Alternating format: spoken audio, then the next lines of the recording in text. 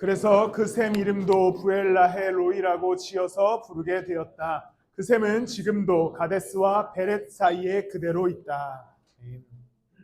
오늘 창세기 네 번째 시간으로 함께 말씀을 나누게 됩니다.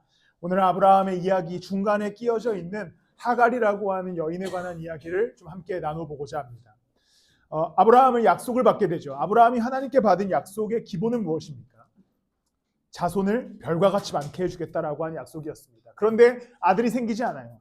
아들이 생기지 않으니까 조급함과 불안함이 그 가운데 찾아오게 됩니다.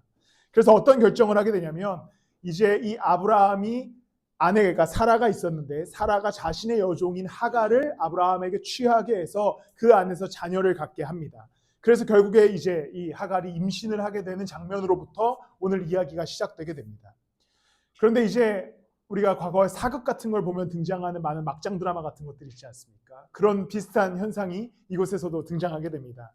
하갈이 이제 자신의 주인이었던 사라의 뜻대로 아브라함과 함께 하게 되고 아내가 되게 되자 하갈이 임신을 하게 되죠. 근데 하갈이 임신하고 나니까 무슨 문제가 일어나니까 자신의 여주인 사라를 깔보기 시작합니다. 성경에 그대로 깔보기 시작했다라고 기록됩니다. 5절에 보면요. 그래서 이제 깔보니까 사라가 아브라함을 찾아가요. 아브라함을 찾아가서 얘기합니다. 제가 대신해서 읽겠습니다. 사라가 아브라함에게 말하였다. 내가 받는 이 고통은 당신이 책임을 지셔야 합니다. 나의 종을 당신 품에 안겨주었더니 그 종이 자기가 임신한 것을 알고서 나를 멸시합니다. 주님께서 당신과 나 사이를 판단하여 좋겠습니다. 판단하여 주시면 좋겠습니다. 라고 기록됩니다. 제가 이제 이름을 바뀌기 전인데 그냥 바뀐 이름으로 사라와 아브라함으로 할 테니까요. 그렇게 들어주시면 되겠습니다. 자, 이제 사라가 하갈이 자기를 멸시하고 깔보니까 아브라함을 찾아갑니다. 아브라함 임신하고 났더니 아주 세상 무서운 줄 모르고 나한테 기어오른다. 좀 어떻게 좀 처리 좀 해줘라 얘기하죠. 근데 보통의 아브라함은 남자였고 가장이었으면 이것들을 좀 평화롭게 이뤄가야 하는 상황이었는데 아브라함은 지난주에도 얘기했지만 굉장히 찌질한 사람입니다. 6절에 아브라함이 이제 이렇게 얘기합니다. 아브라함이 사라에게 말하였다. 여보, 당신의 종이니 당신 마음대로 할 수 있지 않소. 당신이 좋을 대로 그에게 하기 바라오. 그러자 이렇게 얘기하는 거죠. 사라가 하갈이 날 너무 괴롭힙니다. 나를 멸시합니다. 라고 얘기하니까 아브라함이 사라한테 얘기하기를 마음대로 해요. 뭐 당신 종이니까요. 그러니까 이제 어떻게 합니까? 사라가 하갈을 학대하니 하갈이 사라 앞에서 도망하였다라고 기록합니다. 사라가 어떤 식으로 학대했는지는 기록되지 않지만 그 여종 하갈을 학대하기 시작합니다. 그러면서 이 하갈이 결국에 그것을 못 참고 임신한 채로 도망가게 되는 것이죠. 그리고 나서 이제 이 도망가던 이제 여기 보면 원래 하갈의 고향은 이집트인데요. 이제 이곳을 헤브론 땅을 떠나서 이집트로 가는 여정 속에 이 정도 부엘라헤로이라고 하는 이곳에 이제 하갈이 머무르게 됩니다. 그는 아마도 자신의 고향이었던 이집트로 향하는 중이었을 겁니다. 그런데 그는 사실 이집트로 가더라도 크게 환영받지 못하는 상황이었습니다. 왜냐하면 원래 여종으로 팔려간 인물이었기 때문에 그가 다시 이집트로 돌아간다고 하더라도 크게 환영받거나 대우받을 공간은 없었습니다. 특히나 임신을 한 채로 돌아가야 했기 때문에 그곳에서 쉽게 정착을 하거나 살아갈 수 있는 환경이 아니었습니다. 어쨌든 그럼에도 불구하고 사라에 대한 그 핍박과 학대를 피해서 하갈이 도망하던 중에 그가 이제 샘 앞에 머물게 됩니다. 하갈의 상황이 어떤 상황이었습니까? 하갈을 책임지는 사람이 아무도 없는 상황이었습니다. 원래는 아브라함이 하갈을 책임져야 했죠. 그의 아내로 삼았기 때문입니다. 그런데 아브라함의 태도는 이 하갈을 책임지지 않겠다라는 것을 분명하게 드러냅니다. 사라가 알아서 하십시오. 사라 역시도 자신의 종이었으나 이 하갈을 책임질 생각을 하지 않습니다. 왜냐하면 임신을 먼저 했고 자신을 멸시하는 이 하갈의 태도가 마음에 들지 않았기 때문에 그녀를 학대하기 시작하죠. 자신의 고향인 이집트도, 자신이 살던 종으로 있었던 이스라엘도, 그리고 자신의 여주인이었던 사라도, 자신의 남편이 된 아브라함도 그 누구도 이 하갈이라고 하는 여인을 책임질 생각을 하지 않았습니다. 그녀는 그냥 홀로 있었고 누군도 책임져 주지 않는 인생 속에 그냥 덩그러니 놓여지게 된 것이죠. 하갈은 그때 할 수 있는 것이 바로 하나님께 부르짖을 수밖에 없었습니다. 아무도 자신을 책임지지 않는 상황, 아무도 자신의 상황과 삶을 맡길 수 없는 상황 가운데 이제 이 하갈이 할 수 있었던 유일한 행위는 하나님을 향해 부르짖고 자신의 삶에 대해서 하나님께 내어놓는 수밖에 없었습니다. 그리고 그가 부르짖었더니 이제 11절에 천사가 나타나 하갈에게 이야기합니다. 우리 11절 말씀을 함께 읽도록 하겠습니다. 시작. 이에 천사가 그에게 또 이르노라 너는 임신한 몸이라 아들을 낳게 될 터이니 그의 이름을 이스마엘이라고 하라. 내가 고통 가운데서 부르짖는 소리를 주님께서 들으셨기 때문이다. 하나님 하갈은 이 샘 근처에서 아무도 자신을 책임져 주지 않는 상황, 가장 절망적인 상황, 누구도 그녀를 돌보지 않고 홀로 있었던 그 상황에 이 하갈은 부르짖기 시작합니다. 그러자 하나님께서는 이 하갈의 부르짖는 소리를 들으시고 이제 약속과 언약을 하갈에게 특별히 주시게 되는 것이죠. 아무도 그녀의 인생을 책임지지 않았습니다. 아무도 그녀를 돌볼 생각이 없었습니다. 아무도 그녀의 인생의 미래를 함께 가꾸어 나갈 사람도 없었습니다. 홀로 놓여져 있는 그 샘 근처에서 그녀는 하나님밖에는 구할 수 있는 방법이 없었던 것이죠. 우리가 이 땅의 삶을 살아가는 가운데 우리는 수없이 이러한 상황을 맞닥뜨리게 됩니다. 아무도 우리의 인생을 책임져 주지 않죠. 직장에서 여러분들을 책임져 주지 않습니다. 왜냐하면 여러분들을 통해서 일 시켜서 직장이 잘 되기를 바라는 거지, 여러분들을 돌보아 주겠다, 너희들과 함께 해주겠다, 이러한 직장은 우리 가운데 없죠. 있을 수도 있지만 아마 거의 없을 것 같습니다. 어떠한 사람도 우리의 삶의 고통, 심연에 있는 아픔을 책임져 주기 위해서 나서는 사람은 없습니다. 스스로가 문제와 고통을 극복해 나가야 되고 스스로에게 놓여진 삶의 어려움들을 스스로의 힘으로 해결해 나갈 수밖에 없는 상황이 우리의 모습입니다. 그러나 하나님께서는 살아계시고 이 아무도 책임져 주지 않는 상황 속에서 하갈이 하나님께 부르짖었을 때 하나님이 그 부르짖음을 들으시고 이 하갈을 위로하시며 언약을 이야기해 주셨듯이 우리도 아무도 우리의 인생을 책임져 주지 않는 이 상황 가운데 홀로 있는 순간 하나님께 나아가 부르짖을 때에 하나님께서 우리의 부르짖음을 들으실 줄을 믿습니다. 하나님께서 하갈의 삶을 책임져 주시겠다고 약속하고 그 뱃속에 있었던 이스마엘의 삶도 책임져 주시겠다고 약속한 것과 같이 우리의 삶이 홀로 있는 것과 같은 감정, 아무도 우리의 삶을 책임져 주지 않는 것과 같은 순간에 우리가 하나님을 찾고 그분 앞에 나아갈 때에 하나님께서는 하갈의 부르짖음을 들으셨듯 우리의 부르짖음을 들으시고 우리의 기도에 응답하실 줄을 믿습니다. 그럼 여러분 한 주간의 삶 또 한 해를 살아가시면서 홀로 있는 것과 같은 감정, 문제 앞에 놓여져 있는 어려움의 순간 여러분과 함께 하시는 그 그리스도를 붙드시기를 축복합니다. 그리스도는 여러분들의 부르짖음을 들으시고 여러분들을 위로하시기 위해 이 땅에 우리 가운데 오신 분이시기 때문입니다. 예수님께서 마태복음 5장과 또 누가복음 6장에 보면 산상수훈이라는 것을 하시게 됩니다. 이제 좀 있으면 차운쌤과 함께 찍은 것을 영상에 올리게 될 텐데 그 중에 첫 번째로 가르치시는 게 뭐죠? 산상수훈 첫 번째. 다들 잘 웃으시네요. 잘 안 웃으시는 설교 들을 때 이렇게 퀴즈를 내면 잘 웃으시는 것 같습니다. 미소로 대신에 팔복을 가르치시죠. 그럼 팔복의 첫 번째 복이 뭐죠? 정답입니다. 역시 주량이 정답입니다. 첫 번째 복이 이겁니다. 마음이 가난한 사람에게 복이 있다. 심령이 가난한 자에게 복이 있다라고 얘기합니다. 여러분 가난함의 속성이 무엇입니까? 가난함의 속성은 홀로 아무것도 할 수 없는 것이 가난함입니다. 왜냐하면 가난함은 돈이 없는 상태를 의미하고 돈이 없을 때는 홀로 무언가를 살 수 없게 되는 상황이 되는 거죠. 마음이 가난한 자는 어떤 뜻이 있겠습니까? 홀로 이 땅에서의 삶을 살아갈 수 없는 상태를 의미하겠죠. 홀로 무언가를 할 수 없는 가난함의 상태를 마음이 가난한 자다라고 이야기할 수 있습니다. 하갈은 마음이 가난한 상태였습니다. 그의 삶을 누구도 책임져 주지 않는 상황이었고 그는 절망에 빠져서 고향으로 돌아가고 있었으나 불확실성 속에서 또한 염려와 불안 속에서 그 길을 걸어갈 수밖에 없었습니다. 그런데 이 마음이 가난한 하갈에게 하나님께서 찾아오셔서 말씀하시는 것은 걱정하지 마라. 너에게도 이 자손을 허락해 주시겠다고 하는 언약이었습니다.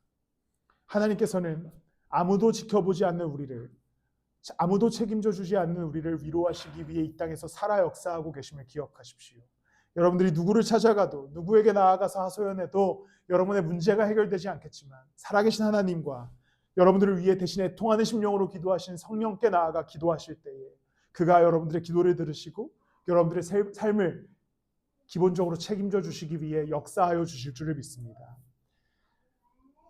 저는 이제 취미라고 하기에는 굉장히 괴로운 일인데 이제 달리기를 하지 않습니까? 러닝을 하는데 러닝을 하는 저에게 하나의 문제가 있다면 저는 이 약간 죄송해요. 또 더러운 얘기긴 합니다. 좀 장활동이 이렇게 좀 자유로운 사람이라 달리기를 할 때 항상 이제 가끔 문제를 만날 때가 있습니다. 이제 특히 저는 트랙을 돌거나 이렇게 공원을 돌지 않습니다. 사람 많은 걸 싫어해서 정말 자연을 뛰거든요. 옆에 막 개구리 울고 막 이런 데 뛰거든요. 근데 한 집에서부터 보통 3km 정도가 벗어난 시점에 배가 아프기 시작하면 그때부터 이제 마음이 가난해지기 시작합니다. 왜냐하면 주변에 아무것도 없거든요. 그리고 나서 그때 제 인생에 할 수 있는 가장 간절한 기도를 하기 시작합니다. 주님, 집에 돌아갈 때까지 저를 지키셔야 됩니다. 저를 보호하셔야 됩니다. 저를 살려주셔야 됩니다. 제가 뉴스에 나오거나 뭐 인천 뭐 이렇게 인천 뭐 더러워서 안 하겠습니다. 뭐 그렇게 되지 않기 위해서 하나님을 붙들기 시작하죠. 간절한 기도로 뛰기 시작합니다. 그러다가 이제 잘 도착해요. 사고를 아직까지 친 적은 없습니다. 잘 도착하게 되죠. 농담으로 얘기했지만 우리가 하나님 앞에 나아가서 간절한 기도를 하게 되는 시점은 마음이 가난할 때입니다. 아무도 나를 돌보지 않을 때, 아무도 나를 책임지지 않을 때, 나를 도울 분이 아무도 없을 때 우리는 간절해지기 시작합니다. 그때 우리가 바라봐야 할 것은 하나님께서 우리를 도우시고 계시다는 사실이죠. 명확한 근거는 우리는 죄 앞에서, 죽음 앞에서 완벽한 방관의 상태가 되게 됩니다. 우리가 죄 앞에 섰을 때, 죽음 앞에 섰을 때 아무도 우리를 책임지거나 돌보지 않죠. 여러분들이 죽음이라는 걸 맞이할 때에 어느 시점에 우리는 죽음을 맞이하게 될 텐데 인간이 죽음을 맞이할 때에 누구도 우리를 돌보지 않습니다. 누구도 우리의 죽음을 책임져 주지 않아요. 뭐 지금은 이제 가정을 이루게 되면 뭐 가족도 있고 하지만 그 가족도 나를 가장 아끼는 사람도 나를 가장 사랑하는 사람도 인간이 죽음 앞에 섰을 때 그 죽음을 돌보지 않습니다. 돌보지 못하는 것이죠. 그러나 예수 그리스도께서는 십자가에 달리셨고 그 피를 흘리셨습니다. 그리고 우리를 구원하여 주셨죠. 그분이 십자가에 달리셔서 우리를 구원하여 주신 이유는 인간이 죽음 앞에서 그저 방관되어서 죽을 수밖에 없는 존재였는데 이 죽음을 해결하기 위해서 예수 그리스도께서 십자가에 달리셨고 그를 건지셨습니다. 아무도 책임져 줄 수 없었던 죽음이라는 문제를 그리스도께서 십자가에 달리셔서 해결해 주셨죠. 그렇다면 그 죽음의 문제를 해결하신 그리스도께서 우리의 부르짖음을 듣지 않으시겠습니까? 가장 큰 문제, 인간이 홀로 아무것도 책임질 수 없는 죽음이라는 문제를 부활의 능력으로 생명으로 허락하셨다면 이 땅의 삶을 살아가는 우리들 홀로 있는 것 같은 감정과 마음이 가난함과 수많은 어려움과 두려움 속에 있을 때에 그 죽음을 이기신 그리스도가 우리의 삶도 주님의 뜻대로 해결해 나가실 줄을 믿습니다. 항상 그리스도 앞에 나아가십시오. 여러분들을 죽음에서 이기기 위해 이 땅 가운데 오신 그리스도가 여러분들의 삶의 문제도 동일하게 이겨주시기 위해 우리와 동행하여 주실 줄을 믿습니다. 우리 18장 6절 말씀을 시편 18장 6절 말씀을 함께 읽도록 하겠습니다. 함께 읽겠습니다. 시작. 가운데서 주님께 부르시고 나의 하나님을 바라보면서 살려달라고 부르셨더니 주님께서 그의 성전에서 나의 간구를 들으셨다. 주님께 부르짖은 나의 부르짖음이 주님의 귀에 닿았다. 다윗의 고백을 보면 내가 고통 가운데 주님께 부르짖고 나의 하나님을 바라보면서 살려달라고 부르짖었더니 주님께서 그의 성전에서 나의 간구를 들으셨다. 주님께 부르짖은 나의 부르짖음이 주님의 귀에 다다랐다라고 기록됩니다. 다윗은 왕이었지요.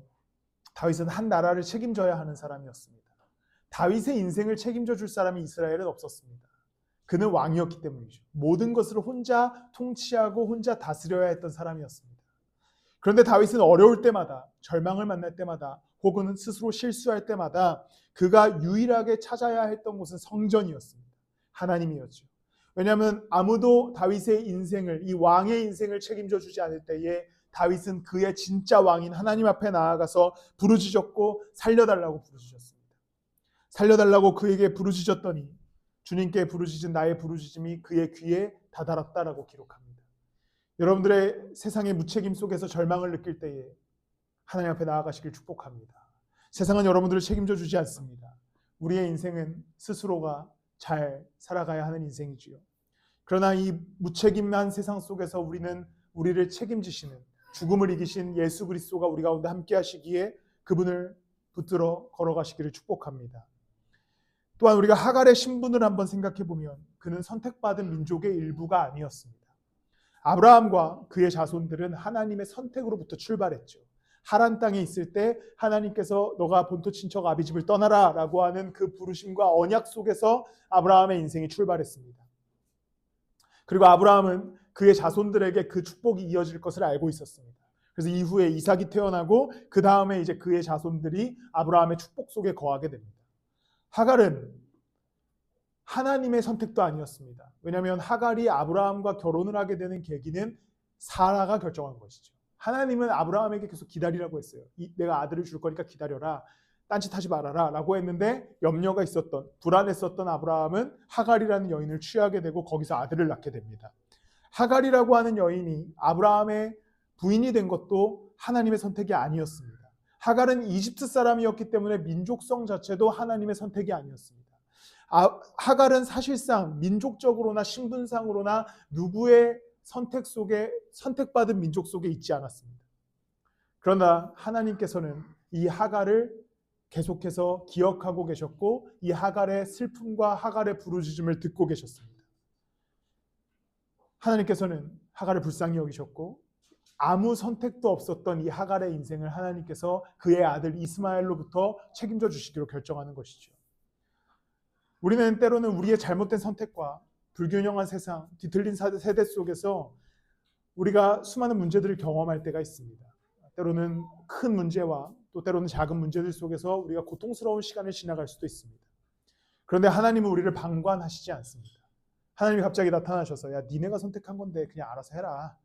뭐 나한테 뭐 이래 내가 그랬어? 내가 하라 그랬어? 이렇게 하시는 분이 아니라 우리가 불균형한 세대 속에서 우리의 어떠한 선택으로 인하여 문제와 삶의 어려움을 만났을 때 하나님께서는 우리를 통하여서 그 위로를 주시기 위해 우리를 지켜보시는 분이신 것이죠.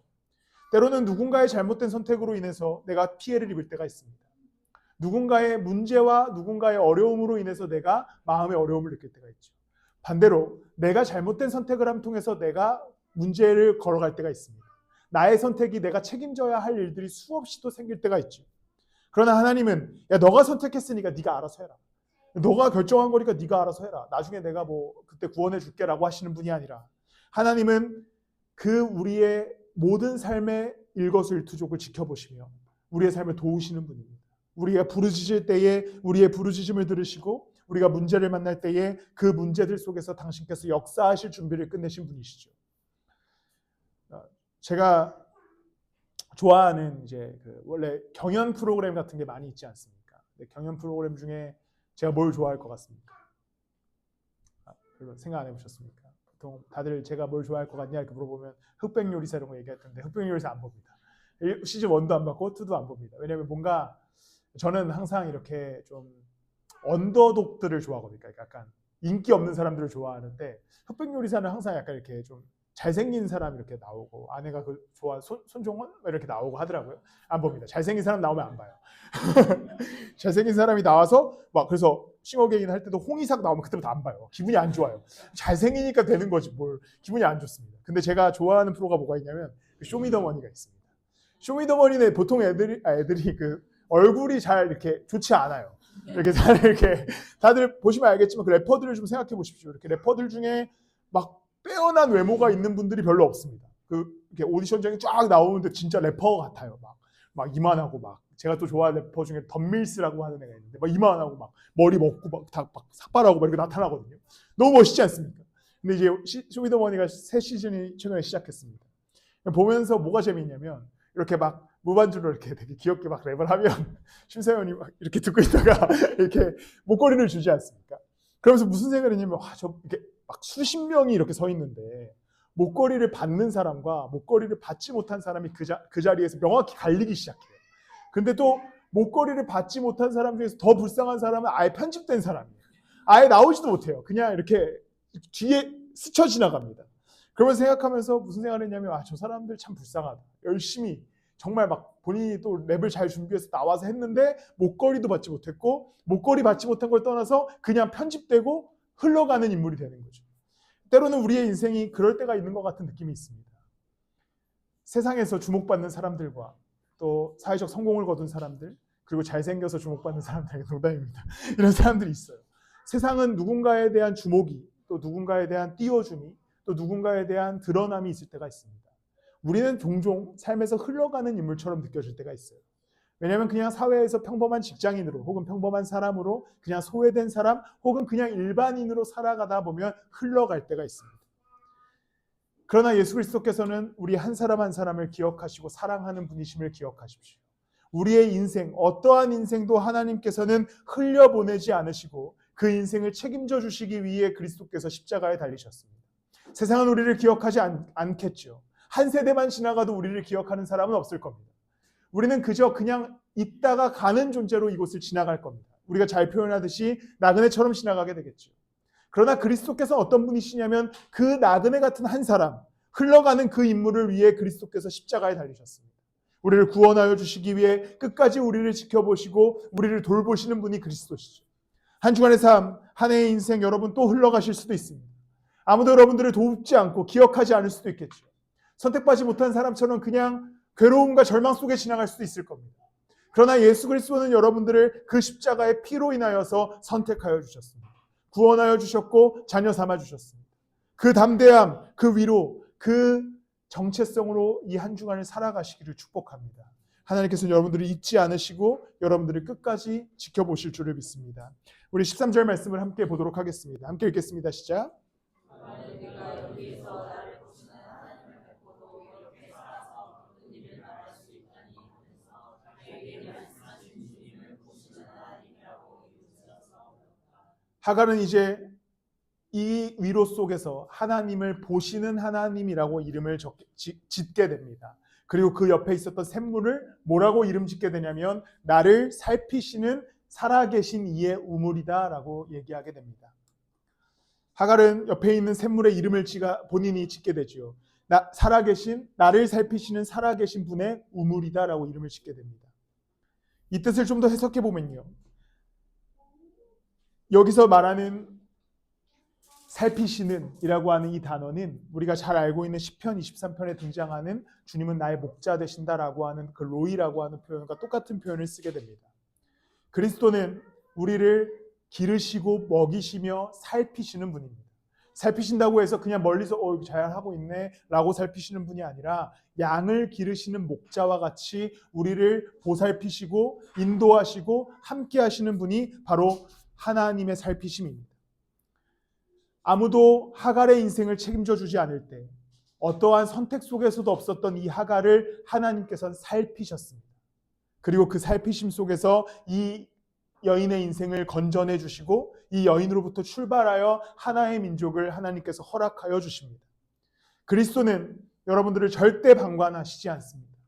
그리스도는 멀리 계시다가 가끔 찾아오시는 분도 아니고 주일에만 교회에 머물러 계시는 분도 아니고 그는 살피시는 분으로서 목자와 같이 양된 우리를 보살피시고 인도하고 책임져 주시는 분이라는 사실을 기억하십시오. 그러니 한 주간의 삶 여러분들이 어렵고 힘들 때에 때로는 외로움과 절망을 만날 때에 살피시는 예수 그리스도께 나아가 기도하시기를 축복합니다. 그가 우리의 기도를 들으시고 그가 우리와 함께 이 땅에서의 걸음을 옮겨가실 겁니다. 말씀을 마무리하겠습니다.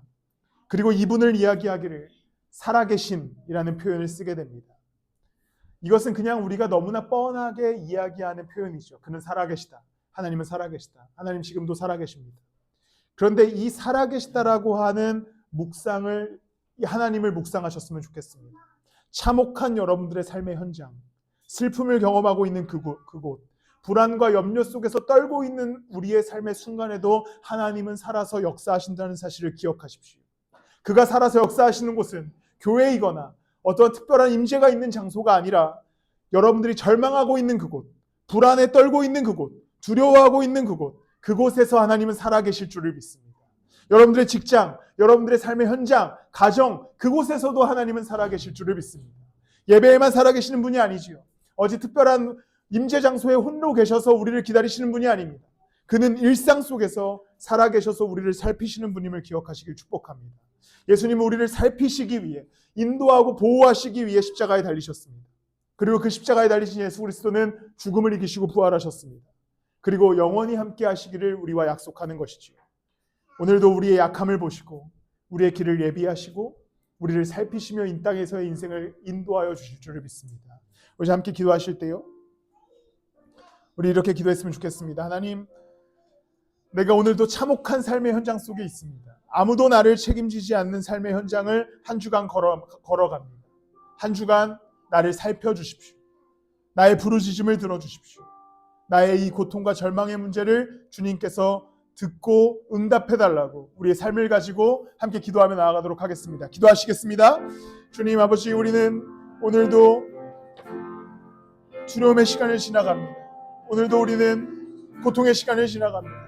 그러나 주님, 살아계신 주님께서 우리 성도들의 삶을 주관하여 주시고 그 삶의 모든 문제들을 일으켜 주시옵소서.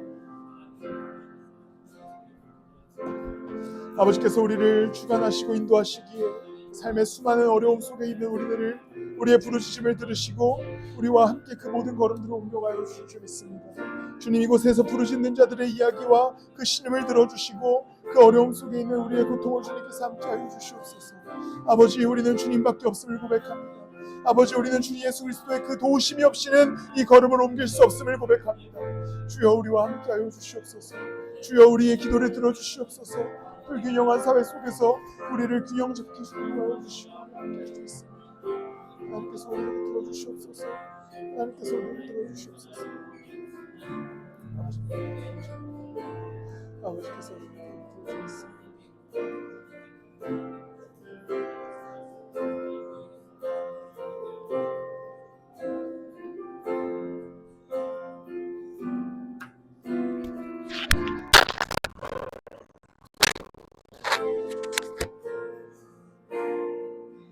우리 함께 찬양하겠습니다. 약할 때 강함 되시네. 약할 때 강함 되시네. 나의 보배가 되신 주 나의 모든 것. 주 안에 있는 보물을, 주 안에 있는 보물을 나는 포기할 수 없네. 주 나의 모든 것. 예수 어린 양, 예수 어린 양, 존귀한 이름, 예수 어린 양, 존귀한. 우리 2절입니다. 우리 부르짖는 마음으로 함께 찬양했으면 좋겠습니다. 십자가 제사하셨네. 십자가 제사하셨네. 주님의 이름 찬양해. 주 나의 모든 것. 쓰러진 나를 세우시고